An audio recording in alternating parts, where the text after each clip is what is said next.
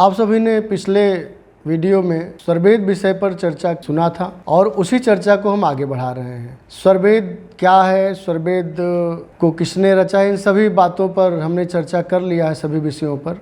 और स्वरवेद में ज्ञान की कौन कौन सी धाराएं हैं, 4 धाराएं जो हैं, और स्वरवेद अनुबंध चतुष्टय के अनुसार कैसे घटित होता है या स्वरवेद का अनुबंध चतुष्टय क्या है, वह हमने पिछले वीडियो में रूपायित किया था।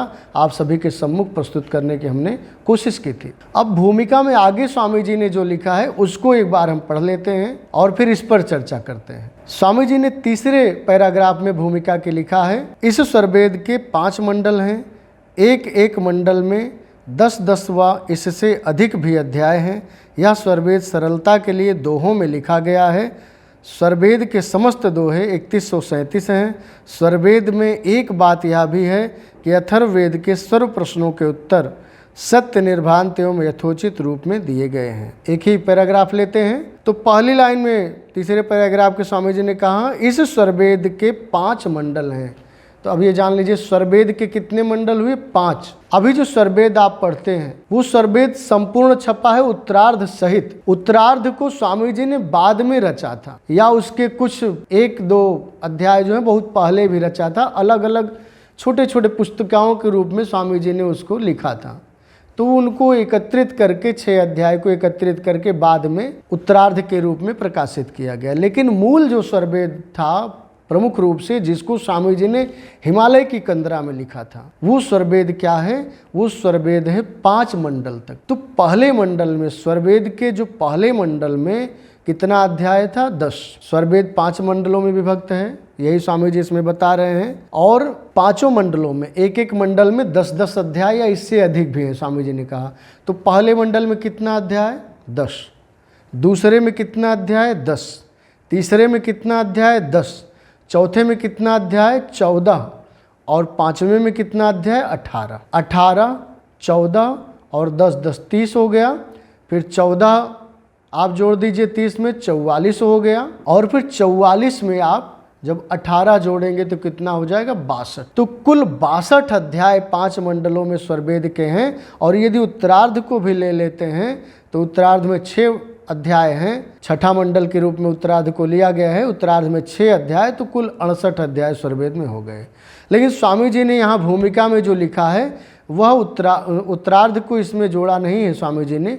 उन्होंने सिर्फ स्वरवेद के 5 मंडलों को इसमें जोड़ा है कि स्वरवेद के कुल 5 मंडल हैं और इनमें जो है 10-10 से अधिक अध्याय हैं या 10-10 अध्याय हैं। तो हमने ये जान लिया। और कितने दोहे हैं पूरे स्वरवेद में, 5 मंडल में 3137 दोहे हैं, यह भी स्वामी जी ने इसमें वर्णित किया है। एक विशेष बात आगे उन्होंने लिखा है, स्वरवेद में एक बात यह भी है कि अथर्ववेद के सर्व प्रश्नों के उत्तर सत्य, निर्भ्रांत एवं यथोचित रूप में दिए गए हैं। अथर्ववेद जो हमारे भारतीय संस्कृति का एक प्रमुख वैदिक ग्रंथ है, वेद है, उसमें कुछ प्रश्न थे, अभी भी हैं, मतलब अभी भी हैं वे प्रश्न। उन प्रश्नों पर यथोचित जो उचित हो सकता है अपनी साधना की अनुभूतियों में जाकर, साधना के उस धरातल पर जा कर के महर्षि सदाफल देव जी महाराज ने उन प्रश्नों का, अथर्ववेद के प्रश्नों का उत्तर भी इसमें दिया है। वही स्वामी जी ने भूमिका में लिखा कि स्वरवेद में अथर्ववेद के समस्त प्रश्नों का उत्तर निर्भ्रांत ज्ञान के आधार पर देने की कोशिश की गई है। अथर्ववेद के समस्त प्रश्नों का सत्य के आधार पर यथोचित और निर्भ्रांत उत्तर दिया गया है, यह स्वामी जी ने इसमें लिखा। अब आइए अगली पैराग्राफ में स्वामी जी ने क्या लिखा है, जो अंतिम पैराग्राफ है भूमिका की, इसको पढ़ लेते हैं। इसके बाद फिर हम इस ग्रंथ के मंगलाचरण में प्रवेश करेंगे।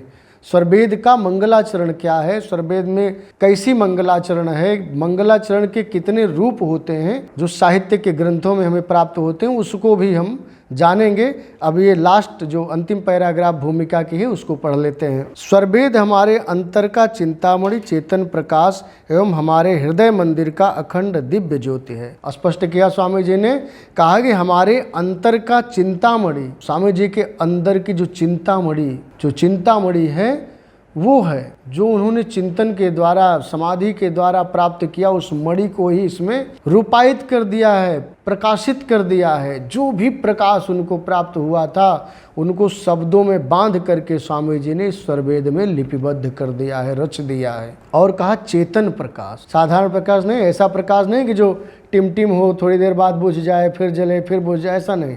वह प्रकाश जो सदैव होता रहता है। जब योगी योग समाधि में चला जाता है ना, तो सदैव ब्रह्म का प्रकाश उसको प्राप्त होता रहता है, सदैव ईश्वर का प्रकाश प्राप्त होता रहता है, और उसी के प्रकाश में ही योगी आगे विचरण करता है। इसीलिए तो वेद कहता है असतो माँ सद्गमय, सबसे पहले सत्य की ओर चलो। और जब सत्य की ओर चलोगे, असत्य से सत्य की ओर चलोगे, तो क्या होगा? तमसो माँ ज्योतिर्गमय। तब हमारे अंदर के जो तमस हैं, जब सत्य में हम प्रवेश कर जाएंगे तो तमस अपने आप क्या होगा? खत्म हो जाएगा। अंधेरे को खत्म करने के लिए क्या चाहिए? दीपक चाहिए। अंधेरे को खत्म करने की कोशिश नहीं करनी है, कोशिश करनी है दीपक को जलाने की। हमारे संत प्रोफेसर श्री विज्ञान देव जी महाराज क्या कहते हैं कि अंधेरे को हटाने के लिए हमें अंधेरे से लड़ने की जरूरत नहीं है, जरूरत है प्रकाश जलाने की। चलो दीप वहां जलाएं जहां अब भी अंधेरा है, दिए से दिया जलाएं। जब दिया जलाते जाएंगे तो अंधेरा अपने आप मिटता जाएगा। तो ऐसा चेतन प्रकाश जो सदैव प्रकाशित रहे। असतो माँ सद्गमय, असत्य से सत्य की ओर चलो, ऋषियों ने यही कहा। तमसो माँ ज्योतिर्गमय, तमस से प्रकाश की ओर चलो। और मृत्योर माँ अमृतम गमय, फिर मृत्यु से अमृत्यु की ओर चलेंगे। पहले तो हमें सत्य की ओर ही जाना पड़ेगा। वही स्वामी जी महर्षि सदाफलदेव जी महाराज ने भूमिका में कहा कि स्वरवेद हमारे अंतर का चिंतामणि, चेतन प्रकाश एवं हमारे हृदय मंदिर का अखंड दिव्य ज्योति है। सच्चे अनुरागियों के लिए यह अमृत धारा है। अंतिम में स्वामी जी ने अपना आशीर्वचन भी दे दिया कि यदि आप अनुरागी हैं, यदि आप स्वरवेद में प्रेम रखते हैं, यदि आप गुरु परंपरा में आस्था रखते हैं, तो आपके लिए यह ग्रंथ क्या है? अमृत धारा है, अमृत के समान है। सदैव आपको आनंद ही आनंद मिलता रहेगा स्वरवेद में। तो यह स्वरवेद निश्चित ही एक अलौकिक ग्रंथ है। अभी हमने सिर्फ इसकी भूमिका को पढ़ा है, और स्वरवेद में अनंत ज्ञान की रश्मियाँ हैं। सुपूज्य संत प्रोफेसर श्री विज्ञान देव जी महाराज की दिव्यवाणी स्वरवेद कथामृत को हम लोग सुनते हैं, और मुझे भी सौभाग्य मिला है 2008 से उनके कथामृत में बैठ करके उनके समीप में स्वरवेद कथा को सुनने का। तो वो सदैव कहते हैं कि स्वरवेद में ज्ञान की अनंत रश्मियाँ हैं, और कौन सा दोहा, कौन सा स्वरवेद का शब्द हमारे जीवन को कब परिवर्तित कर दे हम नहीं जानते, हमारे जीवन को कैसे परिवर्तित कर दे हम नहीं जानते हैं। तो अब हम स्वरवेद के एक एक अध्याय पर, प्रथम मंडल से एक एक अध्याय पर चर्चा करेंगे कि स्वरवेद में स्वामी जी ने किन किन तत्वों को रूपायित किया है। तो आज के लिए इतना ही पर्याप्त समझते हैं। भूमिका संपन्न हो गई, और भूमिका के पश्चात हम प्रवेश करेंगे मंगलाचरण में। आप साधारण तौर पर देख लीजिए, कोई भी ग्रंथ होता है तो ग्रंथ का शीर्षक लिखा जाता है, उसकी भूमिका लिखी जाती है, उसकी विषय सूची लिखी जाती है, और फिर उसमें क्या होता है? मंगलाचरण होता है।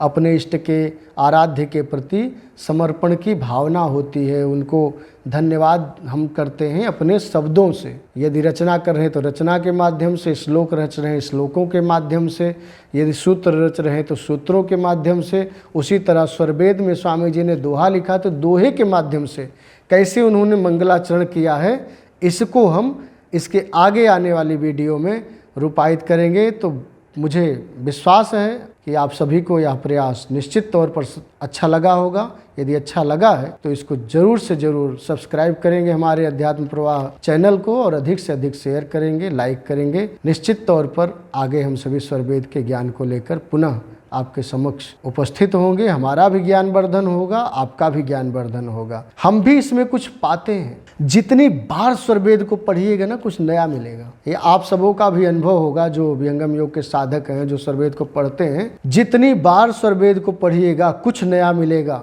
ये मत मान लीजिए कि हमने एक बार स्वरवेद पढ़ लिया है तो हम स्वरवेद के निष्णात हो गए।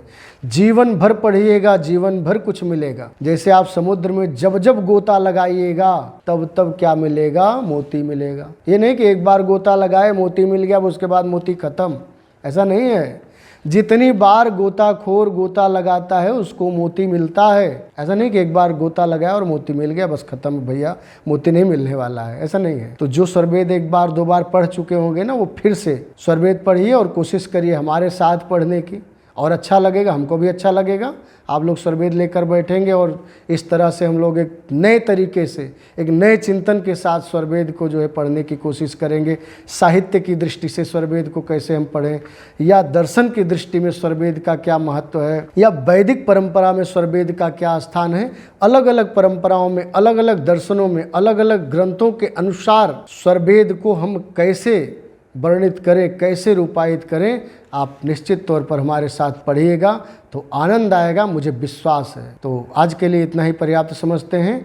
अगले वीडियो में हम स्वरवेद के मंगलाचरण पर चर्चा करेंगे कि स्वरवेद के मंगलाचरण में विहंगम योग के प्रणेता महर्षि सदाफलदेव जी महाराज ने क्या क्या चर्चा की है और इसमें कितने प्रकार के मंगलाचरण बतलाए गए हैं।